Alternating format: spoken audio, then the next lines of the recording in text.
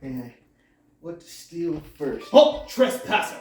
Oh, crap. Return from whence you came before I remove you myself by force with my martial...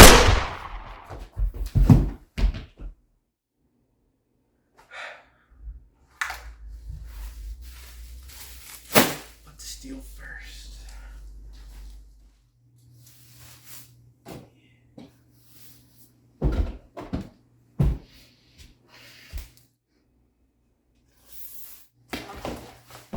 Yeah, boy.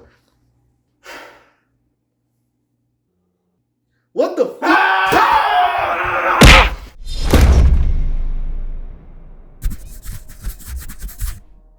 What's up, guys? Welcome to a new series, BT Dubs. This is going to be the replacement for the Smite video, so strap in! Today we are starting with a game that I actually finished doing a series not too long ago on Sifu. Now, if you haven't seen that series yet, do it. But you're welcome to stay and watch this first. So without further ado, let's get into it. Sifu is a roguelike title by Slowclap that is a straight-up homage to Kung Fu movies. The scenery, the choreography, the fan service, all of it is shown and told in a beautiful way. You play as some kid whose father got godded by the Furious Five. After being killed by one of the members, you revive due to plot armor. Mystical bullshit. A magic talisman that leads into the core mechanic of the game. Whenever you die, you are brought back to life and you become older. The older you get, the stronger you are, but the lower your health becomes. During that time, instead of sulking and wasting your pathetic life away, living off of only pizza and snacks and playing Fortnite, you train in martial arts with a mindset on revenge. The time has come for you to exact said revenge, so you start with the first 4 assassins from that night and eventually work your way to the leader, Yang. It was freaking terrifying.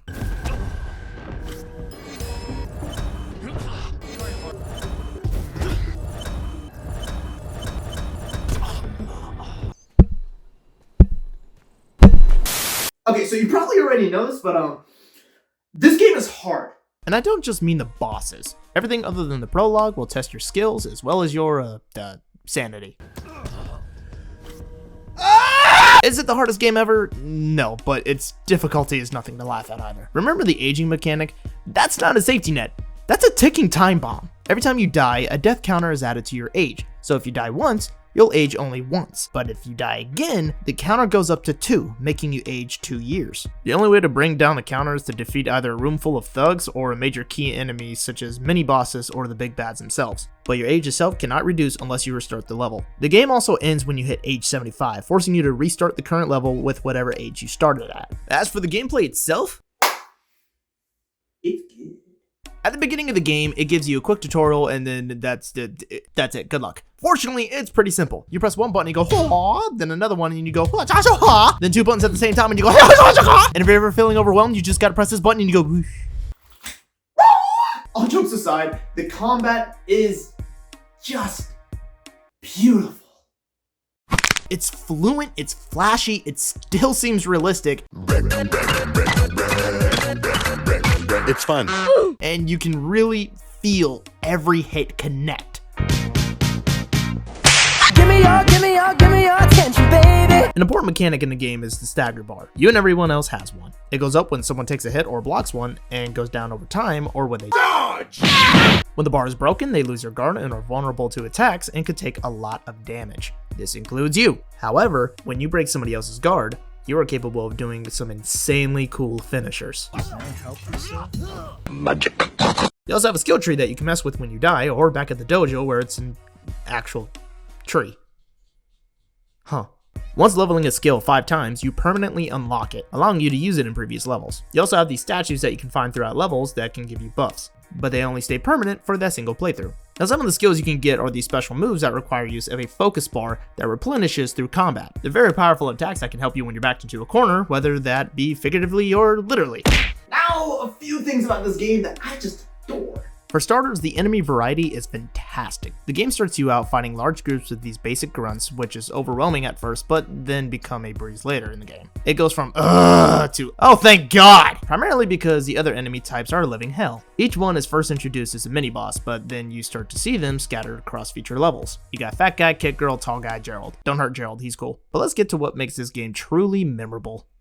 the boss rooms. I'll get to the bosses themselves in a minute, but first let's appreciate how freaking sick these levels look. You start with a meth lab rainforest, then a fight club that's on fire. After that, you'll play through the most gorgeous level design I've ever seen that throws you into different dimensions, then Trump Tower with an elevator to hell where you constantly witness the aftermath of the Wishy Fingerhold. Skadoosh. And lastly, a peaceful sanctuary meant for healing. Yeah, the last level's kinda meh. And now for the moment you've all been waiting for. Throughout the game, you fight a homeless vegan, a pushover, a psychopath, a one-armed bandit, and Yang. No jokes for this one, he is horrifying. Each boss fight is unique and extremely difficult. Aside from Sean, dodge high, you're welcome. The rest of them have this feel of absolute terror, especially when you get to the second phase. Each boss fight has 2 phases, which is much harder than the first. Aside from karaoke, nothing is worse than phase 1 karaoke. Why are you running? When fighting a boss, you have 2 choices. You can either kill them by bringing their health down to 0 or doing a finisher, or you could spare them by breaking their guard twice, which can lead to a different story ending. Though these boss fights can destroy your mental stability, they are extremely rewarding when you win. This game is a roguelike, and just like any other, the replay value is not only there, but almost mandatory. Replaying a level after knowing what's ahead and unlocking shortcuts makes you feel like you've really mastered some parts of the game. The first time I beat a level without dying made me feel like a champion. You see yourself become better at the game, and it's so rewarding when you beat a boss without dying, whereas your first attempt, you straight up lost the game. This game isn't perfect, but honestly not that far off. The enemy variety is good, stages are memorable, and boss fights are solid. One issue people may have is that the game is too short. But then again, it's a $40 game, which I believe is priced perfectly. The game has a lot of replay value, so it's absolutely worth it. The issue I have is this garbage training area. Why can't I change the enemy type? Why can't I add more goons to stomp? Where are the options? Why can't I give them a weapon? Here you go. This would have helped me prepare more for future levels and just have fun challenging myself with unique scenarios. Like, I want to see if I could take on 2 sumos, a flying kick-a-pow, Sean, my dead dad, all with a butter knife, and Gerald wielding a god-dang lightsaber. Wait. They updated it? Where's Gerald? I also wish that the game had more weapon options, like nunchucks or a katana or whatever it is Kadoki uses. This game has potential for some incredible DLCs. I'm not entirely sure what they're gonna do with like story related things since the story kind of wrapped up pretty well, but You are unworthy. Now leave. I hope Slow Clap touches on the idea. Now my final rating for this game is going to be a solid 9 out of 10. Yes, it's short, but I don't think it needed to be longer. The style, the lore, the fighting movie references all come together to make a memorable and phenomenal game. I highly recommend it to anyone and everyone. If you haven't seen my playthrough on it, go check it out and you can see my pain in person. If you like this video, please consider liking, sharing, and man that subscribe button. Thank you so much for watching, and until next time, I'll see you on Sinato.